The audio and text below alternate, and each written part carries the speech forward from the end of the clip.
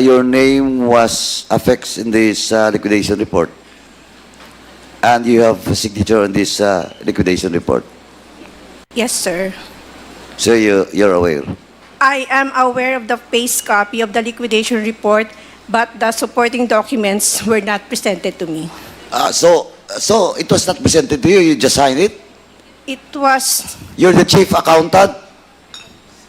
yes, sir, but it was just a formality that it should be covered by the liquidation report. But, No, but supposedly you're the chief accountant.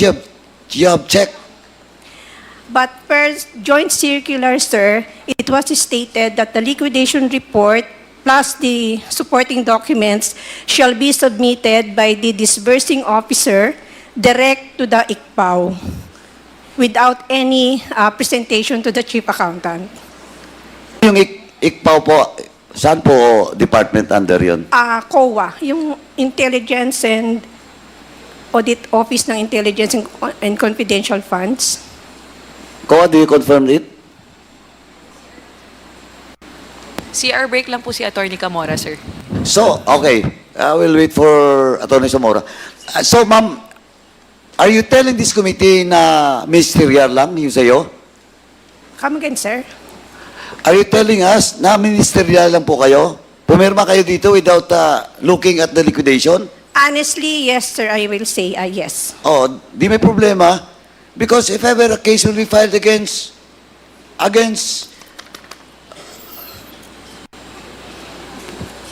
dito po sa liquidation na may problema, pumirma ka dito, di part ka ng case. But then again, sir, under the joint circular, it was clearly stated that the documents and supporting documents to the liquidation report shall be directly submitted to the COA. And it means that it will not pass through the accounting. Oh, JMC, COA, pakicheck nga, shall. Mr. Chair, with the indulgence Congressman of Acop, Paduano. you're recognized. Madam Accountant, mukhang mali yata.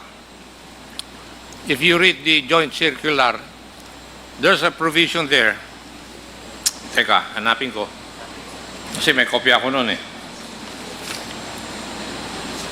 Nakalagay doon, under paragraph 4.16, in case of misuse of the intelligence or confidential fund, and depending on the participation in the transaction, the budget officer, chief accountant, the treasurer, and the project officer may likewise be held accountable with the special dispersing officer. So you can be accountable, madam. It's a provision of the joint circular. But then again, Your Honors, per provision 6.1.8.4, it was stated that the supporting document should be submitted by the... No, it's not. So sorry, again. That... Mali yung binabasa mo. 6.1.8.4? My apologies, sir. Oh, kasi mali eh. Okay. I have a copy of your circular here. Binabasa ko nga eh.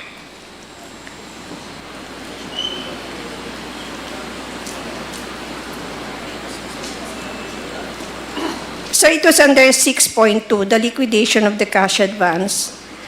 It was stated under 6.2.2, all cash advances for CF and IF shall be liquidated within 30 days after every quarter and from the approved date, target date of completion. Submission of the liquidation report duly signed by the head of agency or SDO, approved by the head of agency, together with the supporting documents under section 6.2.3 hereof and listed in the covering transmittal letter of the LR. This shall be submitted directly to the ICPAO in a sealed envelope with a visible label confidential for ICPAO only through any of the following: registered mail courier and authorized licensed officers. So, under this provision, it was clearly stated or implied that the documents didn't pass through or were not reviewed by the accounting office.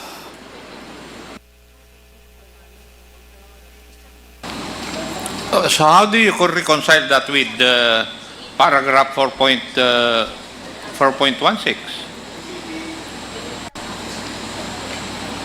Sige nga. Kasi ini-excuse mo yung sarili mo because of a provision of the circular. But the same circular says that you can be accountable. How do you reconcile that?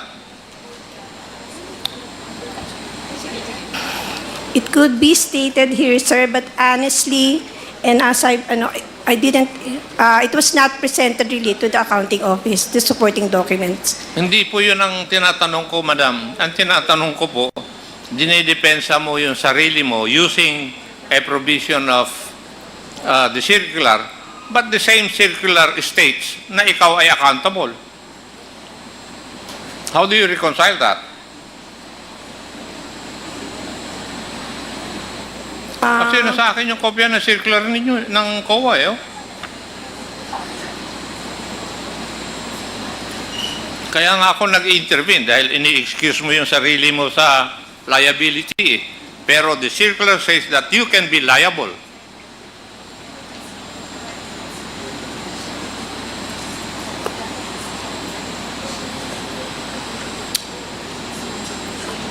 Diba? Yeah. You read 4.16.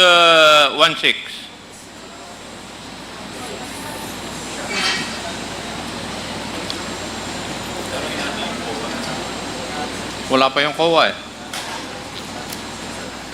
May we know from the representative of COA to be clarified as on the matter?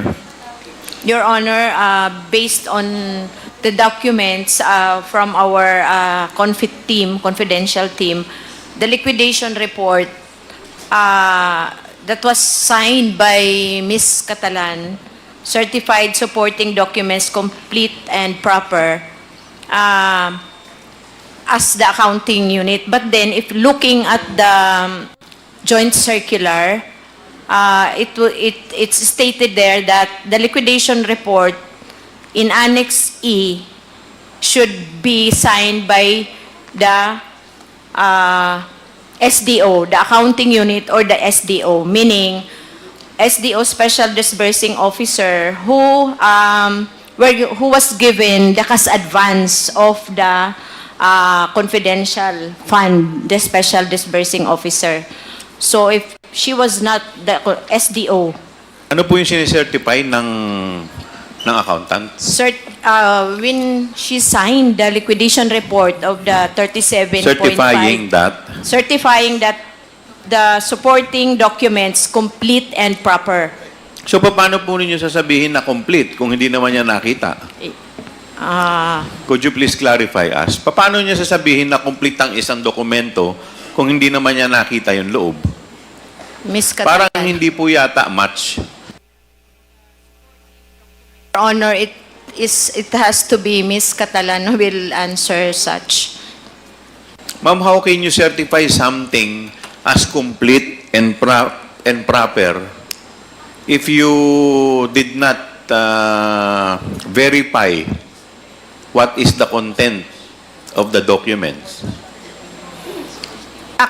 Sir, it is a standard procedure that every liquidation document should be covered by a signed No, but liquidation. that is common sense eh. Yes, sir. But Paano po kayo magse-certify ng isang dokumento na complete and proper nang hindi nyo nakita? Hindi po ba kayo nagtaka na nagse-certify kayo ng isang dokumento na complete and proper pero hindi nyo naman nakikita yung laman ng loob? unfortunately, that was the case, sir. Did you bother to ask the legal department or the COA na bakit kailangan dumaan pa po sa inyo? Bakit nyo kailangan i-certify ang isang bagay nang hindi ninyo ini-inspeksyon o tinitingnan? It was one of the requirements, sir, and I was made to sign that document, unfortunately.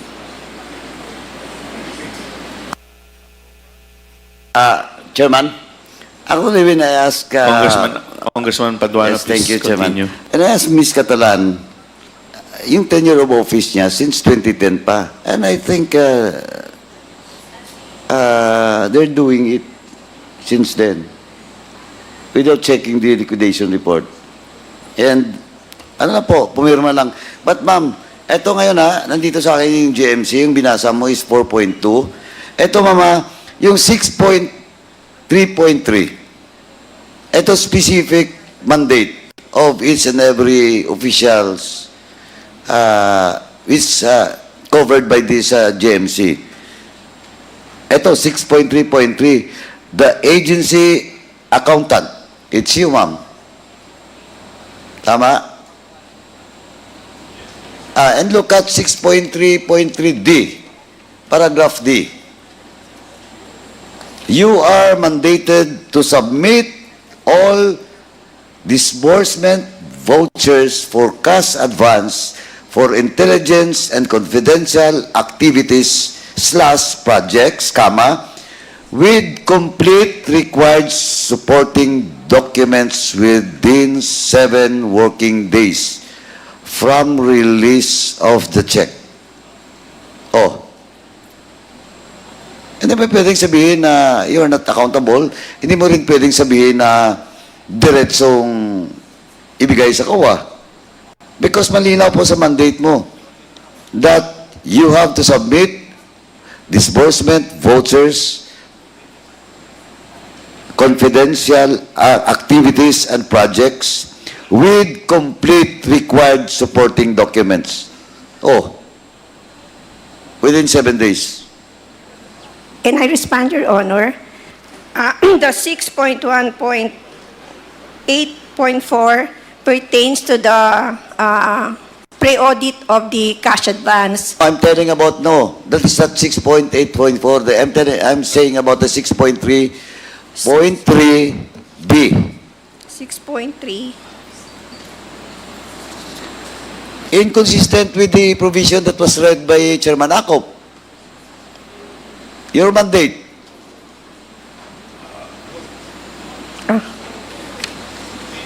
Anyway, Mr. Chairman, it is on record that that the chief accountant of the DepEd never bothered to check the liquidation report. He just signed it without looking at the details of such report. And it is on record, Mr. Chairman. May I respond, Your Honor? This is the first time that we have encountered cash advances for confidential fund. But for the regular cash advances for regular funds, we always ensure that the documents attached to the liquidation of the cash advances were complete. But again, for this, this is the first time that we have encountered these cash advances for confidential fund. And the procedure seems quite different, actually, and honestly. But of course, you have the joint memorandum circular, and there is a provision with regards to the mandate of the chief accountant, the SDO, and all other officials of agency. Malinaw po yun, ma'am. So, I think once again, Mr. Chairman, it's like to put on record na inamin po ng chief accountant ng DepEd na she never bothered to check the authenticity, the correctness of such liquidation report, Mr. Chairman. Sir, Excuse me, Your Honor. Yes, ma'am, please. May I correct the word "not bothered"? That I did not bother to check the completeness of the documents. During that time, no matter how, maybe, this is the first time ngayon may cash advance ng confidential fund, but I was made to sign it. So, You were made to sign it. By whom? because it is a requirement that the liquidation should be covered by the liquidation voucher. What does this, ma'am? That is your mandate. And Yes. your statement that you signed it without looking at the details, di ba? And that is on record. Yes, sir, it was... O ano ngayon yung gusto mong i-explain? Sir, I'm trying to explain that it was stated sa joint circular that it seems or implied that the documents, supporting documents, should be directly submitted to COA in sealed envelope. And that is your interpretation, ma'am, that we have read the GMC. Yes, sir. Oh, now? What? Are you telling this representation that I'm wrong? And Chairman Akop? No, sir. My apologies if you have misinterpreted what I'm trying to No, explain. I did not misinterpreted you. You're telling me that my statement is not correct. No, sir. I'm not saying. I'm sorry po. I'm sorry. I'm sorry, Your Honor. But I'm trying to explain on why I signed that liquidation. Oh, who tell you to sign the document? Are you forced to sign the document? Not really forced, but I was Not really. requested to sign the document. Oh, you signed the document, but you never bothered to read this mandate of yours? Ma'am, who ordered you to sign the document? Kas advance yun. Pwede siya, hindi pa. Who ordered you to sign the document? Not Liquidation. not really ordered, but I was requested by Yes, who requested you to sign the document? by ASEC Shine Paharda. Sino po? Si Assistant Secretary Shine Paharda. Sunshine Fajarda. Okay.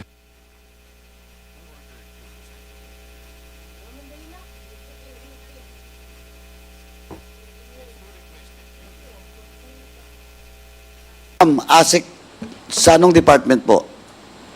Department of Education po. Ano, specific na ano niya, position? Office ng Secretary. The office of the secretary. But he was not the signatory of this document, di ba? Only her husband. Tama? It was, Edward Farda signed it. BP signed it, and you signed it. But you were requested by Ms. Farda? yes, sir. Oh, Mr. Chairman, all the more that we have to, Ms. Sunshine Farda should be present in the next hearing. Para po patutunahanan yung statement ni Ms. Catalan. Sabihin na natin, you were requested to sign it. So why did you sign it? As per request of Ms. Farda? Yes, Your Honor, because it is needed as a covering letter or covering document to the liquidation documents, supporting documents. Oo nga, pero sabi ko na nga, kaya nga statement ko kanina, you don't even bother to check. Pumirma ka lang. Di ba? No, it's either it's your lapse or you were forced to sign it without checking all those liquidation report. Di ba, ma'am? Yes, Your Honor. O, ano bang tama? Nagkamali ka lang? Nakaligtaan mo i-check? Or you were forced to sign it without checking the liquidation report? It's hindi po nakaligtaan, but it is a needed document in the submission of the liquidation. Of course, I know it. It is needed, you have to sign it. But ang question is, siyempre accountable ka, ma'am, because of your mandate and your position, di ba? Now, sabi ko na, nakaligtaan mo or you were forced? I was requested, sir. Hindi nga. Saan ba? Nakaligtaan mo or you were requested? I was. You were requested na pirmahan ka agad without checking the liquidation report? Yes, sir. Oh, Mr. Chairman, again, kung anong mang word gamitin, requested ba o she was forced to sign it without checking the liquidation report, ganun pa rin yun. Di ba? Ganun pa rin yun. Ma'am, meron po akong isang tanong. Nakakatanggap po ba kayo ng envelope kay ASEC Paharda? Yung totoo po, ma'am. Remember, you are under oath. Aside from your allowance, from your regular budget, nakakatanggap po ba kayo ng envelope just like Yusek Mercado and Director Osias from ASEC Paharda? Yes, sir. Magkakano? Minimal amount lang po. Which is, how much po?